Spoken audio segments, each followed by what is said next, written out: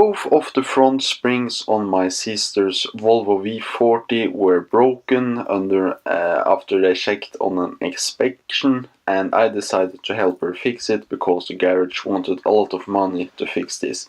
And these are the tools that I use. I absolutely recommend a hammer, maybe an angle grinder, that really helps if you're stuck. And a hammer, as I said earlier, the bigger the better. Cutting wheel, not necessary, but maybe will come in handy. And you will also probably need a new end bar link, because you can't really get the old one off without breaking it. And a few sockets and a hammer and a breaker bar is really what you need. And of course jack up the car. And you have the jacking points under there. It's just on the seal there, and I used a hockey puck to protect it. 19mm for the lug nuts, and then you can take off the wheel. And we will see the spring here. And first I take off the ABS sensor, because we really don't want to break this. And also we can take loose the brake lines after that as well. Then here we have a 17mm for the sway bar end link. And you can also use, often it's the same size, a 17mm behind it to hold the front nut, because otherwise it will just start spinning around. So you see here I have a ratchet there, it's a 17mm on the back side of this. Not all sway bar links have this kind, and therefore sometimes you have to put the Allen key in the middle to stop it. But sometimes the bolt will just break. So I would advise using the back one if it's rusty. Then we have to keep this holder here for the ABS sensor that we need to switch or mount back later. Then we need to take the sway bar link from the underside. And if you have a lot of problems with this and you can't get the nuts loose, I would just use an angle grinder and grind it away. Then we have this nut here on the clamp that really holds the whole strut in place.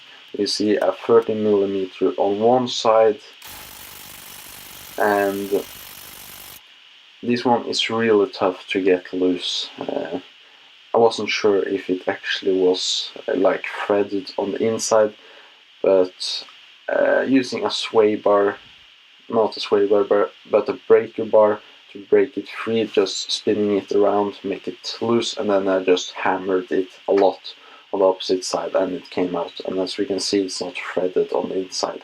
So you can hammer it, but it won't help if you don't break it loose with a bar that you just spin it around to loosen it up, which is what helped for me. I used this one here to spin it around many times because it really was stuck.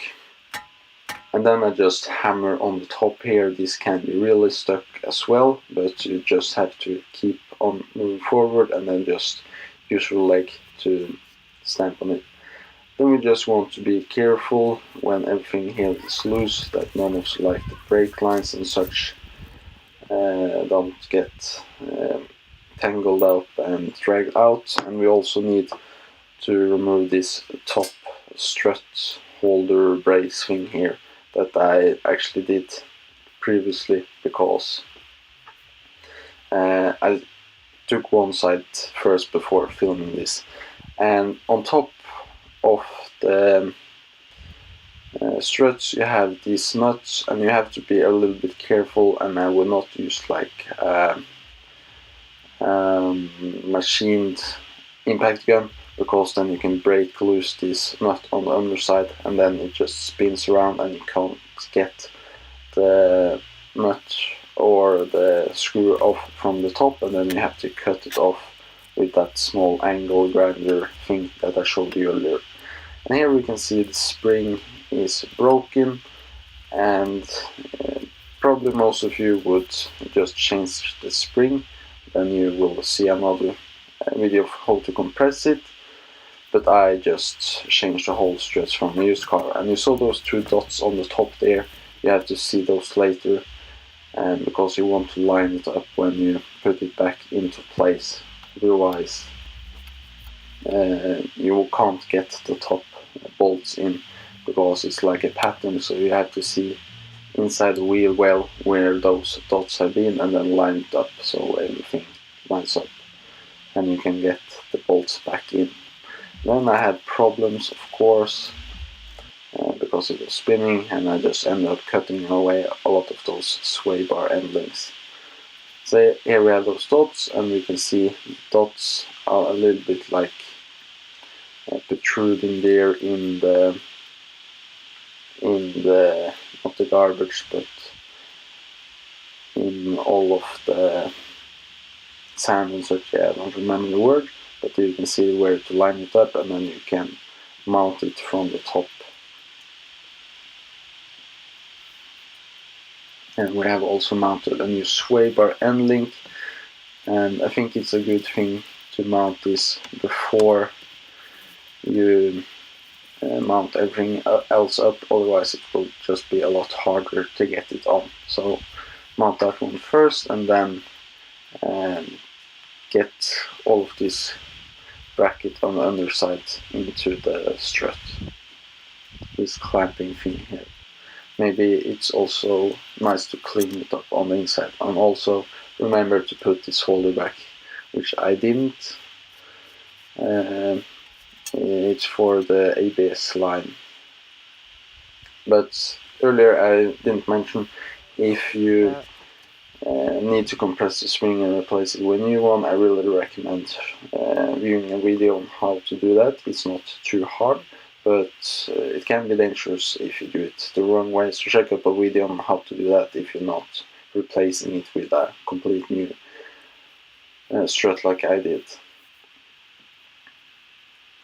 So just I lube it up with some copper paste, because maybe in the future I want to take it off, and it will probably make it easier. Then we also need to put back all of the brake lines and ABS holder in the right place, and then also mount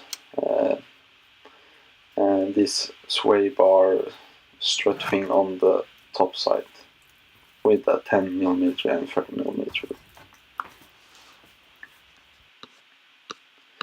And I think that was it. If you have any questions that I didn't really talk about in this video, state it down below. If I did anything wrong, of course comment it in the comment field, so none of you guys does the same problem or fail as me.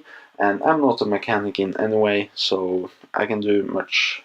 I'm not doing this perfectly, but you can check out a lot of videos on how to really do a lot of jobs on cars. But in my opinion, it always helps when somebody have made a video specifically on your car, so you knows somewhat some of the quirks and what to expect. So thank you for watching, and hope you find this helpful.